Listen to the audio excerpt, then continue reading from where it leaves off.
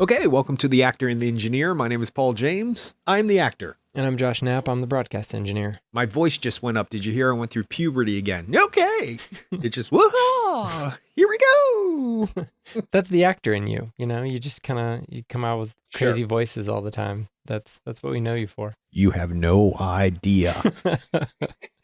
So we're going to talk about The Trial of the Chicago 7, Aaron Sorkin's new film that he wrote and directed. So I was excited. I was kind of excited to have some Aaron Sorkin. I mean, this year, like if things had gone like quote unquote according to plan, like was a blockbuster year. Like had a lot of amazing filmmakers just putting out content, and we're still going to get some of that because a lot of it is tied into streaming services. This being one of the examples of a movie that I was really excited about. Also, Mank, the new David Fincher movie, is still coming out this year. Will come out in December, so I'm really excited about that. So I was definitely looking forward to this. I even watched a little bit of A Few Good Men to like get in the Aaron Sorkin, courtroom drama feel. But yeah. So what was your feeling going into the movie? I guess I should ask.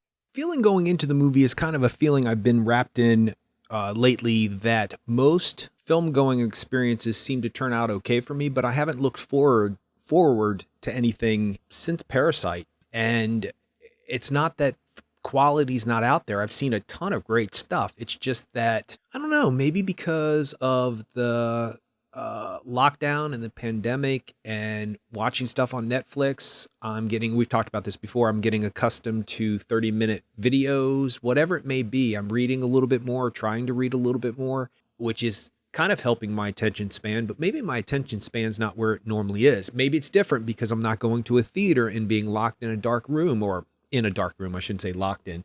Although if I had my way, I would be locked in the theater all by myself nowadays. Actually, they're renting out movie theaters to people, to groups. Mm-hmm. And yeah, it seems worth it, because I'd be like, okay, I got my corner, get the hell away from me. I'll take my danger do not enter tape, and I will tape off 20 feet around me and sit down and pay the whatever $100 it cost to see like Tenet. $400, depending on what you're looking.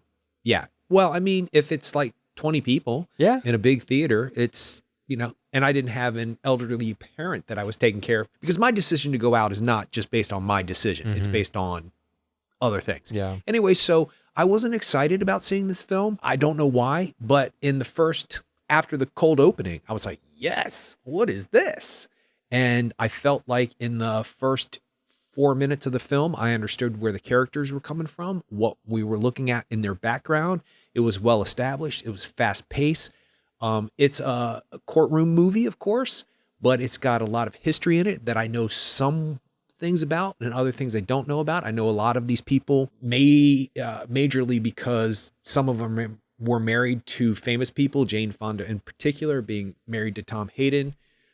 Abby Hoffman I've known. I've done a lot of research about the 60s. I've been in a lot of 60s and 70s plays, so I've done a lot of research, but I don't really know about this per se. I mean, I remember hearing about the trial of the Chicago 7, 8 originally, then 7, but I don't know. I don't know if it was just, I don't know why I wasn't interested, but in the first 5 minutes I was in.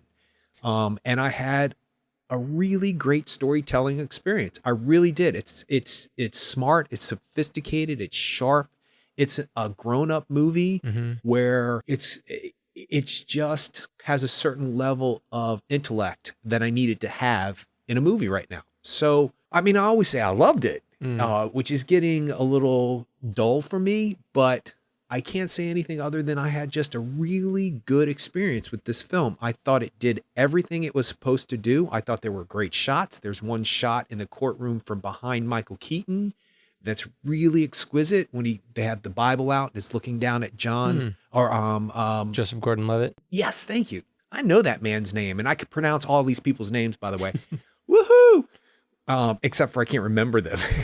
Yeah, it's looking right straight down at Joseph Gordon-Levitt, and the elbow of the man holding the Bible is covering the other prosecuting attorney, and I thought that was just fascinating. It said so many things about all of those characters, and it's kind of a blurry shot, which is interesting to me, and then the far away shot is clearer. So yeah, I felt educated. I felt entertained. there was levity in the film that you needed. I Mhm. like the fact that it's like the Avengers, and I hate to compare a film so serious like this to the Avengers, but without the infighting in Avengers, that movie would not work. Mhm. If they all liked each other instantaneously, that movie wouldn't work. The fact that they have problems with each other is what makes it such an interesting thing. And the fact that Tom Hayden and Abby Hoffman didn't particularly care for each other. They all want the same thing, but they're coming at it in different ways. And I thought that was great. So Yeah. I don't really have a bad thing to say. I think that, watching A Few Good Men kind of like set me up for some kind of like disappointment because it's a totally different movie than A Few Good Men and it's based on a true story. And of course, Aaron Sorkin's going to play somewhat fast and loose with particular things that happened to make the film or to try to make the film more dynamic. I was kind of interested in the beginning of the film how it got to the courtroom so quickly. I wasn't necessarily expecting that much because we haven't really talked about what the film is about, but the film is about this group of 8 men who were charged with inciting a riot, charged with it's a federal crime of moving across state lines with intent to incite a riot in Chicago in 1968 during the Democratic National Convention. So it's kind of a group of a bunch of different people who were trying to drum up doing different things. One of which was Bobby Seale, who was the 8th guy you were talking about, who was kind of in a separate situation than the other 7 guys. But anyway, so I was interested in the fact that it got to the courtroom so quickly. I was expecting to see more of what had happened in the at the Democratic National Convention, in and around the Democratic National Convention before we got to the courtroom. But I thought it was an interesting storytelling device to play out the events throughout the course of the trial. And it does a couple of things. I think it establishes the judge as a character, which we wouldn't have gotten the judge as a character before, like if we would have waited until afterwards. And then you're right, we do have that kind of like quick, I don't know, I mean, Aaron Sorkin's only had 2 movies that he's directed and written, and one was Molly's Game, and it definitely had a bold opening statement of the beginning of that movie that was her skiing, doing her competitive skiing, and it was setting up her character. And this is very similar in that it is fast-paced, quickly cutting, and trying to set up a lot of characters and trying to give you the lay of the land before you really start getting into a scene that is more than just 5 seconds long. And so that I think was really effective. And then once we got into the courtroom, it seemed like Sorkin was trying to make signposts for himself to, I'm losing the audience because I felt like he was kind of losing me sometimes. I was like drifting a little bit, and maybe it's very similar to what you were talking about where our attention span may be modified a little bit. I mean, we're in this like crazy year and there's an election coming up and all of these things are going on. And so maybe it's hard to lock in for 10 minutes. And so, I think that he expects his audience to lock in for more than 10 minutes, but there were certain things that happened throughout the film that I could kind of feel a momentum or the kind of attention kind of dipping, and then he's like, hey, what about this? Hey, what about that? And that is, I think, meant to keep us engaged as an audience. And there were certain things that, because I did some research afterwards, just because I'm really interested in how much, and we've talked about this in other movies that are based on true stories, how much does Aaron Sorkin have to hold to the true story to make this to allow this to be an interesting film, but then also not betray the truth that he's trying to portray. So that is a difficult question, and it seems like the most emotional points in the film, except for one, were manufactured, and so that's tough. There's one portion of the film I'm not gonna ruin it just yet, but there's one portion of the film where I was like, well, this has to have been exaggerated a bit, and it wasn't. So that makes me really sad.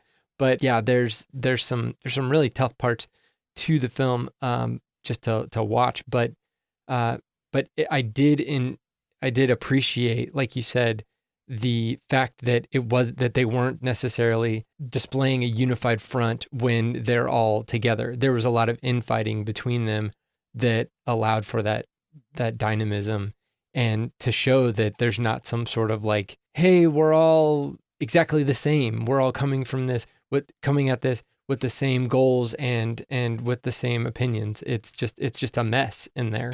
So and even though they're all against the particular, they were all against Humphrey being the Democratic nominee, and they were against Nixon and against the whole process, and so they were trying to shake it up. How did you like the performances? We can get into this. There's so many actors in this movie. I mean, oh my gosh.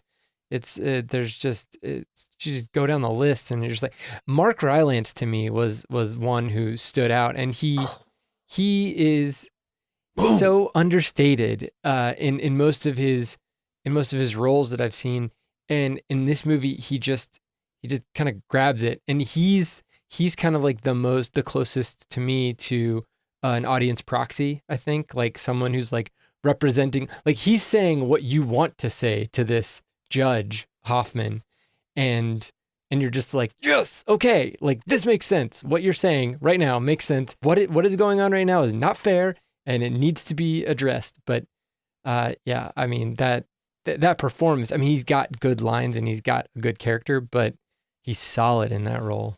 Definitely. And I wondered why. Maybe it's just Mark Rylance's disposition, personality, what he brings to a character. He is understated, and he has won an Oscar for having one of the best quips in movie history. And when I saw Bridge of Spies, and he does the line, he does it like 2 or 3 times, and I'm not going to do it justice, so I'm not going to imitate it, but it's just really well done. And I thought to myself, why doesn't he get more roles where he's explosive, for lack of a better term? Well, now I found out why. Because when he is explosive, he is frightening.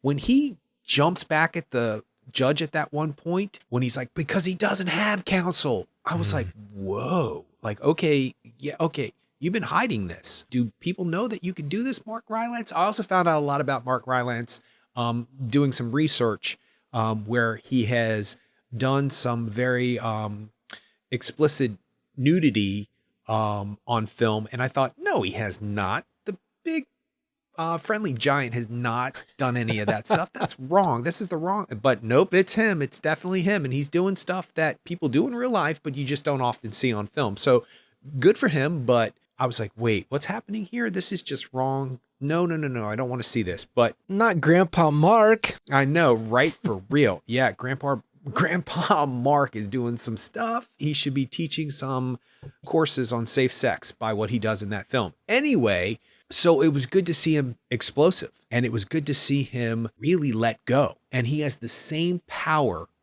in those quips that he has, and he has a few of them in this film too, but he has the same power in just a single line as he does in an explosive line or a couple of lines, a dialogue between two people. He has this energy about him. So yeah, he's amazing. A lot of people are saying Eddie Redmayne just phoned the performance in. I disagree. Yeah. I thought he was engaging. I thought his American accent was brilliant. I like him. I like the fact that when he finally has his moment, when he's being fake trial with Mark Rylance halfway through the film, when he's reliving what happened in his speech and how he is being accused of inciting them with his words because they've been recorded, and you hear the recording and you hear real people. I thought that was all really well done. I've seen stuff like that in films, but I think Aaron Sorkin took it to the next level to actually hear it fade in from the tape into the actual person on mic, to the actual person in the crowd, to the actual person during the fake testimony. I thought that was really well done. It was engaging and exciting. So when Eddie Redmayne kicks into overdrive, I think he knocks it out. I don't have a problem with him. I'll tell you who I was the most impressed with was Michael Keaton. Michael Keaton has this calmness to him, just this certainty that maybe because he's been in the business for as long as he has, maybe this is the character. I don't know, but there is a assuredness Mhm. And when he walks in and turns to Eddie Redmayne, I swear I thought he was going to say, "Did you bring me my Oscar back? Where's my Oscar?" Like, wait a second, what's happening here? And there's some subtext there in that scene that a lot of people have interpreted that that's kind of like a fun and game between them as actors, because Eddie Redmayne won the Oscar and Michael Keaton, for a Didn't. lot of people, should have. Yeah, well, and I'm sure they hung out a lot during that period of time because they were doing Yeah. all the like parties and all that stuff. Yeah. See, if Michael ever said anything to me and I was Eddie Redmayne, I'd be like, "Oh, you mean the Oscar that I won and then was nominated the following year, exactly the following year?" I'm just saying, Jeez. I'm just saying. But it's just kind of fun in Twitter world, Yeah. what people come up with. I think Michael Keaton is definitely in the ringer role of this. I didn't even know he was in this movie. And then, he shows up and because that's like one of the first people that gets talked about in the film. He's off screen, but the previous attorney general is brought up by the current attorney general, by Nixon's attorney general. And so they, he gets alluded to, but I didn't even realize we were going to get to see him later on. And then, he shows up and it is a very, like, he's in a position of power, even though the representatives from the current attorney general's office believe that they're in power. And I love that kind of like dynamic that is set up there, because I love it when it's like everyone in the room thinks they're the smartest person in the room, except for like one that he knows that he's on solid ground. Michael Keaton knows he's on solid ground. He's done the job. Well, he's done the job. Yeah, that's true. He's done the job. Yeah. And he knows the law. So he knows what those guys can and cannot do. What the guys can do is request, but they can't demand, and he knows it. So that's brilliant. Joseph Gordon-Levitt, I think that one scene, man, when Frank Langella is great, by the way, too. Yeah. Yeah, just amazing. When Bobby Seale is bound and gagged, the look that Joseph Gordon-Levitt gives to him when he walks in again is soul-stirringly touching. And then he goes up to the sidebar and he's like, "There is a man gagged in your courtroom in the United States. Yeah. What are you doing?" It's just, he gets a little bit of a lump in his throat. It's touching. It welled me up. I mean, it did. So that takes a seasoned actor who knows the moment is what it is. Yeah, and Sorkin knows what he has in that character. He's got the sympathetic other or the sympathetic adversary. And so he's able to kind of like to manipulate that a lot. From the reading that I've done, the prosecutor wasn't anywhere close to that. I mean, he was just like a straight down the line prosecutor. But in this movie, he's kind of used as being sympathetic, and it's very well done. And there's a lot of things that humanize him from the very beginning of the film. Well, I think I needed that though, because I needed to hear both sides of this story, because Sorkin very quickly sets up that this is a revenge plot. Yep. Basically.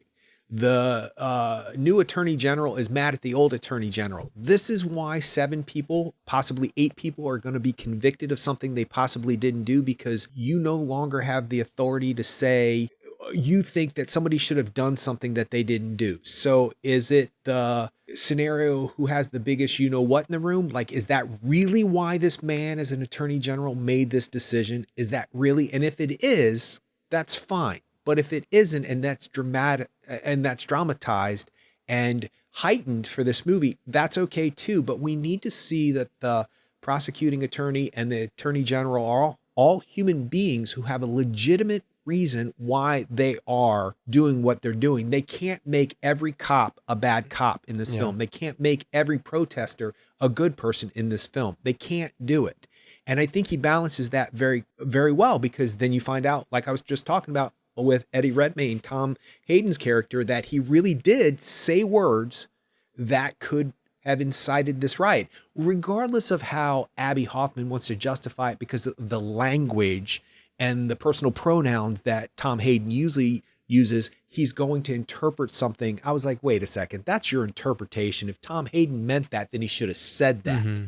And I don't know how much of the truth of what Tom Hayden said was true, but from a prosecuting and attorney general's point of view, that seems to be an inciting incident into something that turned into a riot. Okay. Even though the old Attorney General, Michael Keaton, and everybody else said the cops started it, if Tom Hayden did do that, I need to see both sides of that because I know where I personally stand politically about these issues. I know exactly how I feel about it. Okay. I know where I would be during that protest. I know exactly where I would be. But as a storytelling device, you have to see both sides. Now, when you're growing up and you're reading the stories, Alice in Wonderland and Little Red Riding Hood and all of those stories, you have to have a bad guy and you have to have a good guy, or bad person, good person, bad woman, good woman, because that simplifies the story for somebody younger. Okay. Not saying that a younger person can't understand diversity and why people do what they do, because not everybody's good and not everybody's bad. We simplify things for storytelling processes. So in a way, I needed the prosecutor to be sympathetic to that side because there's right and there's wrong. And he's a human being. And I don't know if the scene outside the museum between Abby Hoffman, Richard Schultz, and Abby Hoffman, whether or not that was a true thing or not, it doesn't matter to me because they're trying to make a point about something. They're trying to get the audience to understand that Richard Schultz does have a point. He does have a point. That if you did do this, this is not a good thing. This is not what this republic was set up to do. Yes, legal protesting, absolutely. Inciting riots against the law. That's just the way that it is. So I need to see variants of what the character feels or what characters feel. And I think it's a little one-sided. Obviously, we know how Aaron Sorkin feels about this because it's definitely one-sided. But that's why I thought, spoiler alert from this point on, that's why I thought the writing at the end about the judge was important, because what the hell is the deal with that judge? Yeah. Like, he can't pronounce anybody's names. And he's insistent about pronouncing them the wrong way or saying the wrong names. Well, it's lack of respect. Yeah, exactly. 100%. So in the end, I needed to know how people felt about that, because there are two sides to all things. And at one point you're thinking the judge just sees something that we don't see, but he's obviously unfit on some level. So the whole point to that is I needed to see both sides to everything. And it's a little uneven, but that's okay. Yeah, I mean, the judge is obviously unfit for that case. And that's just in the reading that I've done, that's one case that is used in law schools to kind of show how bias from on the judge's standpoint can completely nullify any kind of fair trial. This is at least a learning tool for future litigators, but at the same time, they still had to go through all that. It was like 170 days or whatever of a trial, and they were convicted. 5 of them were convicted. Bobby Seale was granted a mistrial, and then those 5 guys got out on appeal. Now, they did have to serve time for their contempt of court, though, which I thought was really interesting. And the lawyer, Mark Rylance's character, he had 24 counts. That is just insane. 24 counts of contempt of court. I'm amazed at that. But so either way, I think that you're right. The Langella did play he wasn't like a mustache twirling villain, but at the same time, there were no redeeming features of that character. And there were certain things that I thought that maybe were made up, like the Black Panther note that was given to given to the families of 2 of the jurors. I was like, well, okay. I mean, he's stretching it a little bit, but he's trying to kind of like pull this in, jury tampering. That actually happened. That to me was insane. And then the thing I was talking about earlier, since we're in spoilers, was Bobby Seale being bound to a chair. I mean, I'm assuming, I don't know if he was beat up necessarily, but he was definitely gotten to a point where he was compliant enough, forcefully, I'm sure, to be bound to a chair and gagged. And that, to me, I thought was, once again, I thought that was, poetic license on Aaron Sorkin's part, but that actually happened in a courtroom, which just is amazing to me. I mean, the lack of respect for another human being, you can't even start with that. Let me interject something. The fact that him being beaten or not, whether or not it happened or not, it's not hard to believe it did happen. Oh, yeah. If they were willing to bound and gag a man, which they've done before. But this seemed to be for a completely different reason. In court? Yeah, oh yeah, I've seen it before. I've seen it on like real TV or whatever, where they put masking tape and a gag on somebody. Usually they just take them out. Yeah, usually they just like, okay, you don't get to sit on your trial. But sometimes people are defending themselves, and sometimes they don't have lawyers. So the fact of the matter that it's not hard pressed to believe that they beat him is the sad note that that probably did happen. And the fact that they even went on and the judge would not even, why he didn't stop and just make that a mistrial from the beginning was unbelievable. My lawyer is not here. Well, he's your lawyer. He's sitting right next to you. No, that's not how that works. I mean, I'm not a criminal lawyer, but that's not how that works. You can't just decide that right then and there. That's a legal decision you get to make on your own. You can't just decide that because some judge says, what if he decided Joseph Gordon-Levitt was his defending attorney? I mean, of course he couldn't because he's the prosecuting attorney, but why all of a sudden do that? I will say this about Frank Langella. He could have very much been the mustache twirling villain, but he wasn't. He added depth and character to that, and he made it seem like what he was doing was not wrong because this was respect for the court. Like when he repeated that 2 times to Eddie Redmayne, you're going to do this, you're going to be brief, you're going to show respect, remorse and respect. He comes from obviously a different time frame where you didn't mouth back at a judge, but unfair is unfair and unjust is unjust. And the fact that Frank Langella didn't one-note it, he turned it into something else, because I could actually imagine him going home and going, hey, honey, can you believe that these people are being disrespectful to me? I'm the judge. Like, he could not fathom that. Obviously, there were some cognitive issues going on, whether or not those are factual or not. That's what they made it out to be in the movie. But it could have very easily been one note. It could have very easily been, that's the bad guy and the judge is bad. But it was layered. He never redeems himself as a good guy, but he definitely added nuances that made him a multi-layered bad guy. Yeah, we've kind of talked around the Bobby Seale character, but Yahya Abdul-Mateen II he's all over the place now, man. I mean, yes, he is. Is getting a lot of work. I mean, I saw him first in Aquaman, but I know he was in other stuff, but since then it's just been bang, bang, bang. I mean, he was in Us. He was the dad to the young daughter in Us at the beginning of the film. He's been in an episode of Black Mirror. He was in Watchmen, amazing in Watchmen, so good in Watchmen. He doesn't come in until a little bit, like a few episodes in. And you haven't caught up on Watchmen, right? No, not yet. Okay. Well, he puts in a really great performance. And then he's also in the new Matrix film, which will be coming out at some point in some future.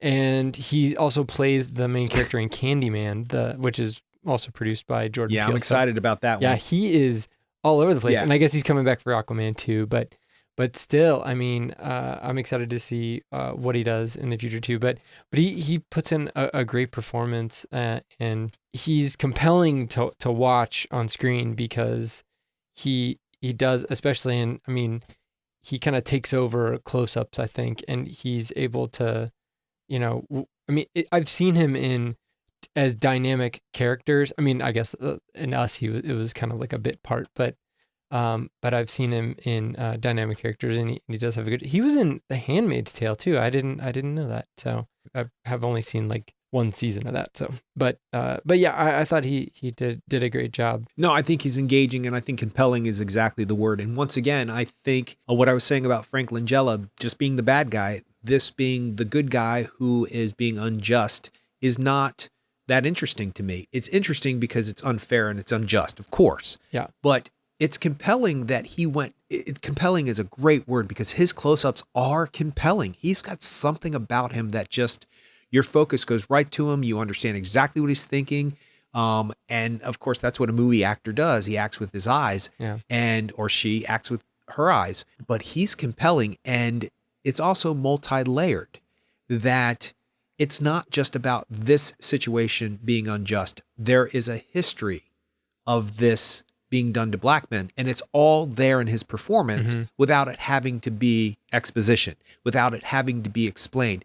And the fact that he's so easygoing in the beginning and he's so like, I'm just going for 4 days. I'll be back. Don't worry, hun. You know, blah, blah, blah. And she's like, you're the leader of the Black Panthers. I think you need to be a little bit more. And he's actually kind of, I wouldn't say naive, but just, he thinks the best at that point. He thinks he's just going to go down there, take care of a few things and come back, right? Yeah. It was interesting that they didn't put him on guard to begin with. They didn't make him the angry black man trope. They didn't make him this like fight the power trope that they make us believe that these people were, just because then they add the great scene of go ahead, take your scary hats off. You know, it's like, why are we putting these perceptions out there? And I understand why people put those perceptions out there, and they definitely exist. I just thought it was a breath of fresh air to have somebody who seemed like the balanced one become the one that people were so frightened of, but yet still had this kind of lift in his voice in the beginning. And then later, and then he seemed confused at the same time he was direct in the beginning of the film when he was like, I'm not even supposed to be here. I was there for 4 days. Yeah. What is this all about? He still seemed like he had his... No, 4 hours. Yeah, 4 hours. Right. Exactly. I'm sorry. 4 hours. That's a big difference. Yeah. He still seemed like, yeah, huge difference actually. It seemed like he still had a temperament where he wasn't going to lose his temper, that he still was kind of like going, hey, this is crazy, you know, and what's this going on? And then, of course, you're explained that he is up on charges in where Connecticut, yeah, for murder, manslaughter charges. And there's a look on his face where he goes, yeah, but this isn't Connecticut. And I think Mark Rylance actually says this. Yeah, but this isn't, what's that got to do with? Yeah. Like, why are you bringing any of that up? That's all on his face. Yeah. That's all on the actor's face. Yeah, and I mean, I think he is kind of the token, black addition to the, like they talk about, it's like, they felt like they needed to charge someone that could, I don't know, make a potential jury feel like this group of men is more menacing. But that's, he even says at the beginning there, people are out there with signs for the, free the Chicago 7, and he's the 8th guy, so he wasn't even necessarily lumped in with them in the perception of the people who were outside of the court. And so now he's being lumped in just as an afterthought. But I mean, there's one thing to be said about the character in the film, and there's another one.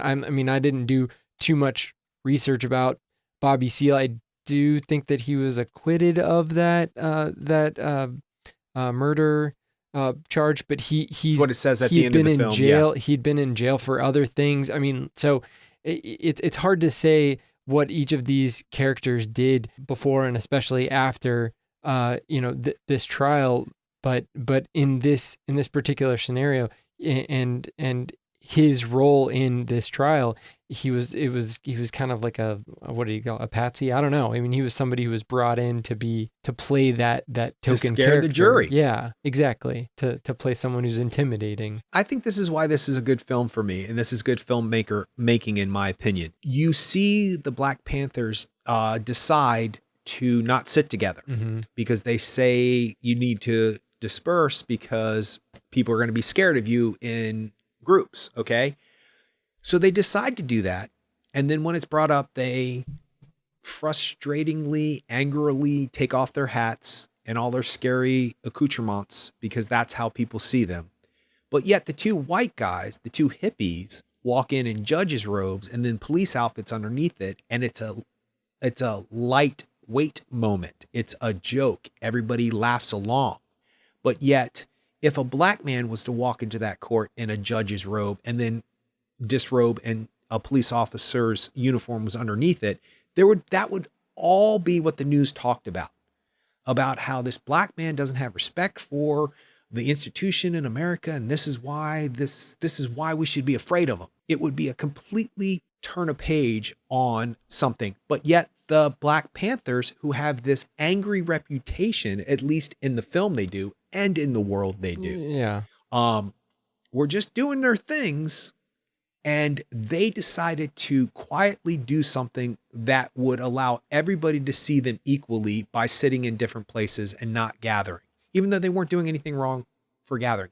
It's interesting how those two situations were separated by 45 minutes in the film, but yet they were of equal weight, in my opinion, because that's our perception. And I think that's great filmmaking to turn something that most people won't even think twice about. They're going to think it's one thing, but it's actually two things in one. And I think that's brilliant screenwriting. But I mean, you could go on about Aaron Sorkin and his screenwriting, because I don't think that people are going to connect the dots with that. Because as soon as they were wearing stand up, the judge says to Abby Hoffman and Jerry Rubin. Yeah, stand up.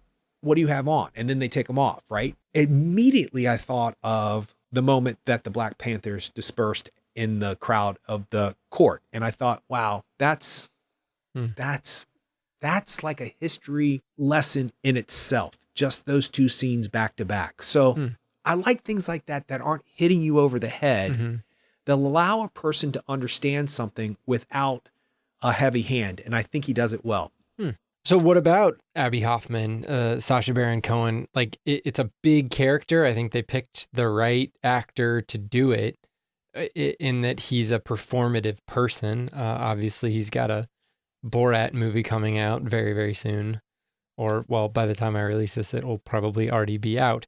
So, I mean, he's known for his performances in general with Ali G and Borat and Bruno, and he's probably got another one that I don't know about. I don't know. But so I felt like it was constrained enough, but still had flourishes that made me think, oh, okay, there's Sacha Baron Cohen. I thought of The Devil All the Time in our conversation about accents, because I thought to myself, did Jerry Rubin and Abby Hoffman really talk like that? And I looked it up and I listened to it. He sounds just like him. Really? Wow. He sounds, the cadence, the pattern, it's just this, the Flintstone stoner is what it reminded me of. It sounded like Fred Flintstone or Barney Rebel doing too much marijuana. Jeez. How cool am I? Doing too much marijuana. Is that what you do? Is that what the kids do? They do the marijuana? Yeah, if they're lucky. So I looked it up and I listened to some of their speeches, and sure enough, they sound like that. Jeremy Strong is up and coming actor, even though he's been working for decades now, but he just won the Emmy. And so Succession, right? Yeah, exactly. And so I think there are good things to come in his future, and I think he did great. Sacha Baron Cohen never allowed me to not know it was Sacha Baron Cohen. I never didn't see him. And I don't see him in Ali G. I don't see him. It took me the longest time to connect the dots between him and Borat and the character he did in that the Alice in Wonderland, and then the character he did in Sweeney Todd. I think he's a talented, and he can sing. I think he's a talented actor, and it would have been interesting to see what he would have done as Freddie Mercury, because he was originally cast in the Queen movie.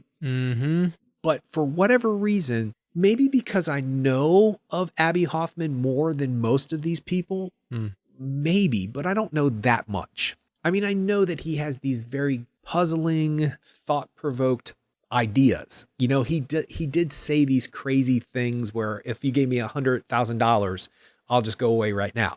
I mean, he's being facetious, of course, but when you go look at his quotes on IMDb or anywhere on the web, he is clever. And so maybe it's because I know him a little bit more, but I doubt it's what it is. I could not see Sacha Baron Cohen until the end, when he was accepting the fact that him and Tom Hayden are looking for the same thing, but doing it differently, and actually talking about how he's read everything Tom Hayden's ever written and all that other stuff. Until then, maybe because Abby Hoffman is such a caricature of his own self, because he is, if you watch any of his interviews, he does some wacky-do stuff. He's cool, but it's definitely not, and I love, is it Abby Hoffman who says to the Beatnik writer, Allen Ginsberg? Yes, he goes, "You're killing me, Alan." Was that Abby Hoffman who says that? which is funny because they're both Yeah, it's either him or Joey Rubin. yeah, because they're both odd in the greatest way. So until the character became human, I couldn't see anything but a caricature of the guy. And I don't think that that makes Sacha Baron Cohen a bad actor. I just wonder how anybody would have played that and gotten away with it, because it is such an exaggerated life that Abby Hoffman has had. He is such an exaggerated character that I don't know how you would approach that.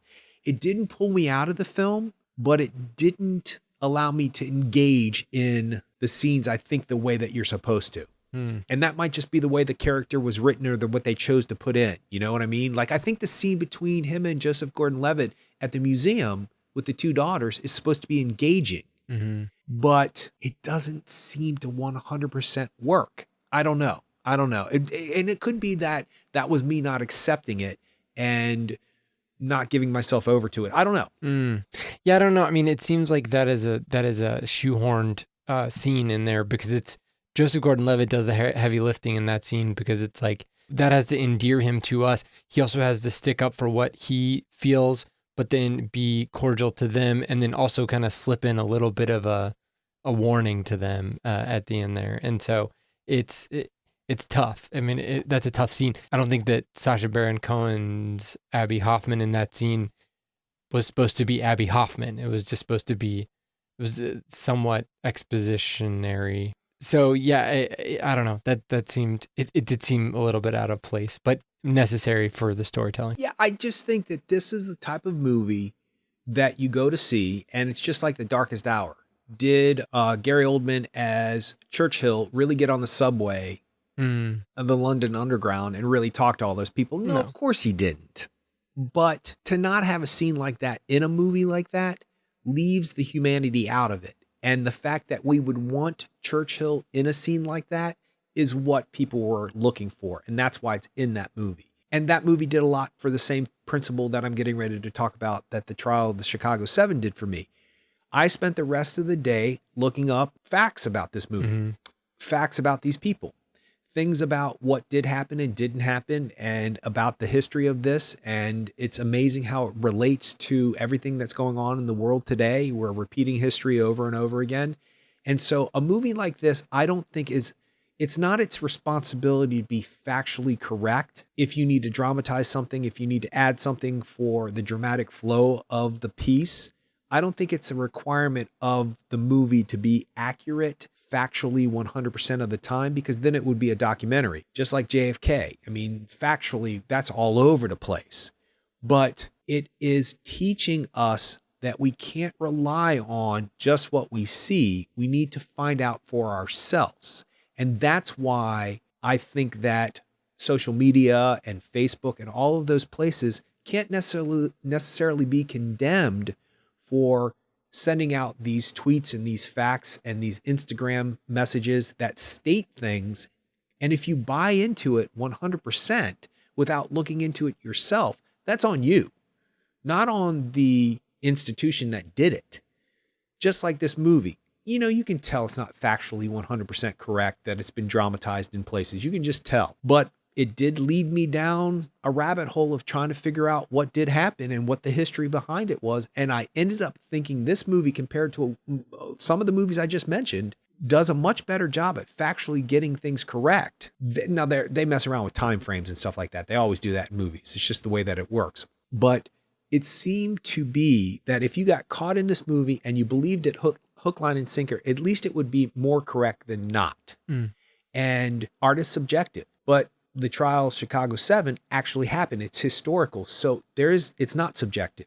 It is factual. These things did happen. My point is that I think it's your responsibility to look into it, my responsibility to look into something and go, did this actually happen this way? Instead of just blindly believing everything that's in the film. So that's all else I wanted to say. Another film that he wrote, The Social Network, is also real things that happened, but didn't necessarily happen in that way. And for whatever reason, I feel like I'm much more willing to give him a lot more rope on something like that than on a film like this. But you're right, it does kind of behoove you to go and figure out at least these people in real life, what they were about, what they did before and after the time that we see them in the film, and then also allow you to see. I mean, it's shocking the things that did actually happen in real life. So it's not like Sorkin had to goose it up too much, but to make an effective movie, I think that if he removed all of the dramatic things that he injected into it, it would be a much flatter movie. You're right. It would be a kind of like A&E documentary, and people are usually looking for something a little bit more dynamic than that. So, and I think that it did, in my opinion, he should be happy with what it is. And especially if his goal was to get people to learn more about that particular situation and that particular time in American history. Well, you can check us out on the web at actorandengineer.com. You go to facebook.com/actorandengineer, and you can see us on Twitter at actorengineer. And we'll see you next time.